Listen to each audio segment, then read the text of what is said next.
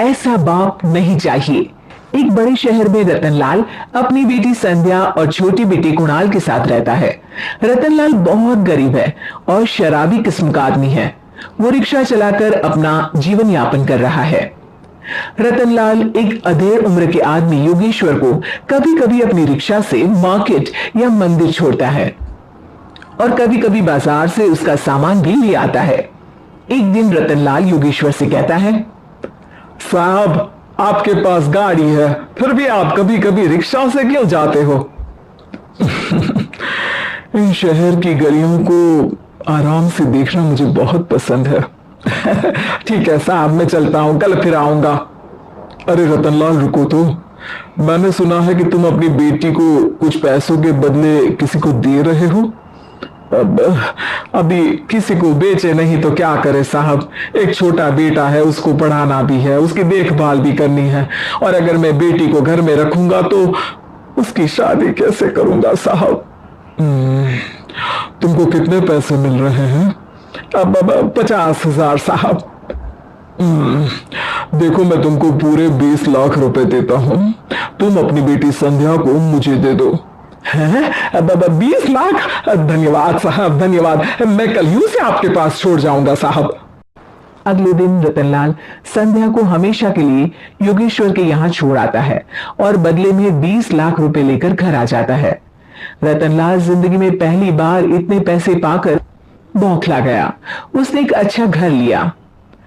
कुणाल, अब हमें कोई चिंता नहीं है, तो अब अच्छे से पढ़, खूब मन लगाकर पढ़ाई करना। पापा, मुझे पढ़ाई करना अच्छा नहीं लगता। अरे तूने अगर ज्यादा बकवास की ना तो बहुत मारूंगा। कल से तू अच्छे स्कूल में जाएगा तो जाएगा, हाँ बस। कुणाल का एडमिशन एक अच्छे स्कूल में हो जाता है, लेकिन आए दिन स्कूल से शिकायत आती ही रहती है। 10 साल बाद एक दिन प्रिंसिपल मैडम रतनलाल को स्कूल में बुलाती है। रतनलाल, आपका बेटा कुणाल बहुत आवारा हो गया है और ये बिल्कुल भी पढ़ाई नहीं करता है, बल्कि उसका दिमाग गलत कामों में जा रहा है। अब मैं उससे बात करूंगा मैडम। ठीक है, आज ये आखिरी मौका है। अगली बार तो मैं उसे स्कूल से ही बाहर निकाल दूंगी। रतनलाल घर आ जाता है और कुणाल से कहता है, कुणाल बेटा, मैं तुम्हारे ऊपर इतना पैसा लगा रहा हूं, फिर भी तुम स्कूल में सही से क्यों नहीं पढ़ते हो? आप तो रहने ही दीजिए, मैं सब जानता हूं कि ये पैसा कहां से आया है। और वैसे भी अब ये पैसा मेरा है। मेरा जो भी मन होगा मैं करूंगा। आज के बाद मैं कभी स्कूल नहीं जाने वाला। रतनलाल को अपनी बेटी की याद आती है और वो रोने लगता है। 5 साल बाद कुणाल एक दिन एक लड़की को शादी करके घर ले आता है। पिताजी, ये मेरी पत्नी है स्वीटी। तुमने शादी कर ली? हाँ, शादी कर ली मैंने, दिखाई नहीं दे रहा? और अब से आप फिर से कमाना शुरू कर दो। बहुत बैठ कर खा लिया। कुणाल, तुम इस बुड्ढे को घर में क्यों रख रहे हो? देखो ना, ये शराब पीता है।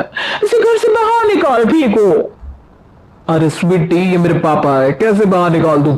और वैसे भी घर में कोई तो चाहिए ना काम करने वाला। नौकर समझ कर रख लो। इस बुड्ढी को तो घर से बाहर निकाल कर ही रहूंगी मैं कब तक इसके लिए खाना बनाऊंगी? स्वीटी एक दिन घर के बाहर पार्क में अपनी दोस्तों के साथ बैठी होती है। तभी वो रतनलाल को बुलाती है। पिताजी, मेरे कमरे में मैं अपना फोन छोड़ आई हूं, जरा लाकर तो देना। हाँ जरूर, अभी लेकर आता हूं। रतनलाल फोन लेकर आ जाता है। कुछ समय बाद स्वीटी के फ्रेंड्स भी चले जाते हैं। स्वीटी अंदर आकर शोर मचाती है, चोर चोर। कहां है चोर? मुझे तो यहां कुछ नहीं दिख रहा। अरे ये अलमारी खुली पड़ी है, जरूर किसी चोर ने ही खोली होगी। अरे कौन आया था यहाँ? यहाँ तो पिताजी आए थे बस। अरे बहू, मैं चोर नहीं हूं। मुझे तो आप पर अब बिल्कुल भी विश्वास नहीं है पिताजी, क्योंकि जब आप पैसे के लिए दीदी को बेच सकते हो तो आप चोरी भी तो कर ही सकते हो। अरे लेकिन वो सब तो मैंने तेरे भले के लिए किया था ना। मैं तो कहती हूँ कि हमें इनकी कमरे की तलाशी लेनी चाहिए। तुम बिल्कुल सही कह रही हो, चलो। स्वीटी और कुणाल दोनों रतनलाल के कमरे की तलाशी लेते हैं और उन्हें वहां स्वीटी की ज्वेलरी और पैसे मिल जाते हैं। मैं तो पहले ही जानता था कि चोर आप ही हो। निकल जाओ मेरे घर से और दोबारा अपनी शक्ल मत दिखाना। रतनलाल आंखों में आंसू लिए घर से निकल जाता है।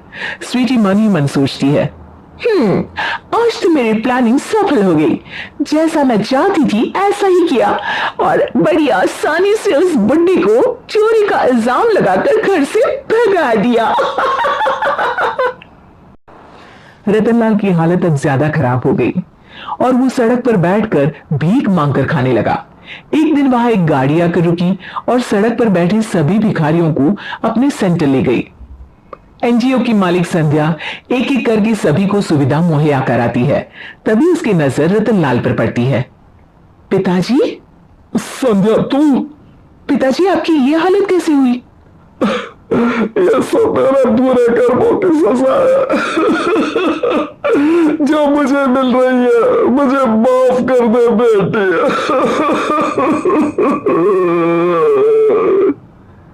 पिताजी, मैं आप पर बिल्कुल भी गुस्सा नहीं हूं, क्योंकि आपने मुझे यहां भेजकर अच्छा ही किया। मेरी जिंदगी बदल गई। लेकिन यह सब हुआ कैसे बेटा? आप ये नए कपड़े पहनो, तब तक मैं योगेश्वर अंकल को बुला कर लाती हूँ। योगेश्वर अंकल? हाँ अंकल। योगेश्वर जी ने तुझसे शादी नहीं की थी? नहीं तो पापा, उन्होंने तो मुझे पढ़ा लिखा कर इस काबिल बनाया है कि मैं आज सबकी सेवा कर पा रही हूँ। रतनलाल पश्चाताप करके रोता रहता है। तभी योगेश्वर भी वहां आ जाता है। रतनलाल जी, आपकी ये हालत कैसे हुई? इतने सारे पैसों के बावजूद भी? क्योंकि मैंने बेटे और बेटी में भेदभाव किया था। लेकिन आपने ये कैसे किया? मुझे ये जानना है, बताइए। सालों पहले जब संध्या छोटी थी, तब मैंने एक बार एक आदमी से तुम्हें बात करते हुए सुना था, जो कुछ पैसों में संध्या को तुमसे खरीद कर शादी करना चाहता था। मैं उस समय एनजीओ में बच्चियों के लिए ही काम कर रहा था और मैं किसी भी लड़की की जिंदगी खराब होते नहीं देख सकता था। इसलिए मैंने अपने जीवन की कमाई का एक बड़ा हिस्सा तुम्हें दे दिया था।